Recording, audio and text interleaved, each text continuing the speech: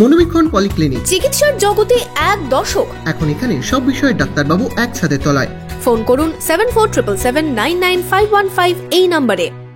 রেমাল ঘূর্ণিঝড়ের মাঝে দুর্যোগ মোকাবিলা নিয়ে রাজ্য সরকারকে নিশানা প্রদেশ কংগ্রেসের সভাপতি অধীর চৌধুরীর।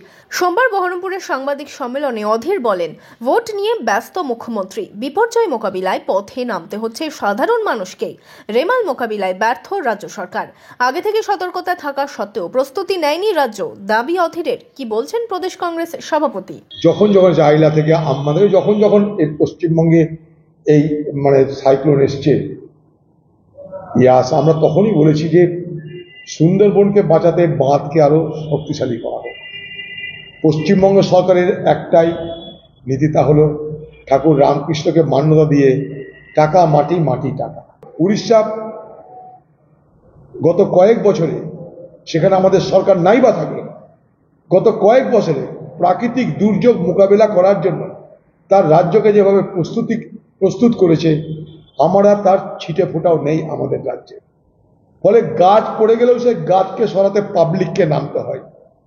তাহলে এখানে ডিজাস্টার ম্যানেজমেন্টটা কি হলো?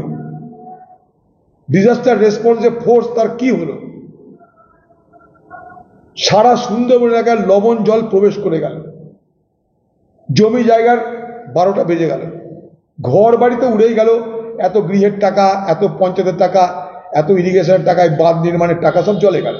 আবার বাঁধ নির্মাণ হবে, আবার কিছু তৃণমূলের চোরদেরকে কাজের বরাদ দেওয়া হবে, যে কার তাই চলবে। স্বাভাবিকভাবেই রাজ্য সরকারের চূড়ান্ত ব্যর্থতার একটার পর একটা নজির আমরা দেখতে পাচ্ছি।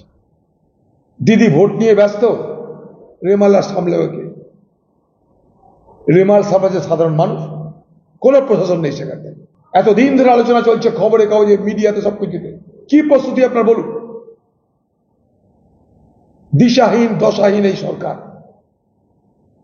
তাই স্বাভাবিকভাবে মানুষের দুর্যোগে শেষ নাই। প্রাকৃতিক দুর্যোগে মানুষের দুর্যোগ বাড়ছে, জীবনের দুর্যোগ বাড়ছে, অর্থনৈতিক দুর্যোগ বাড়ছে।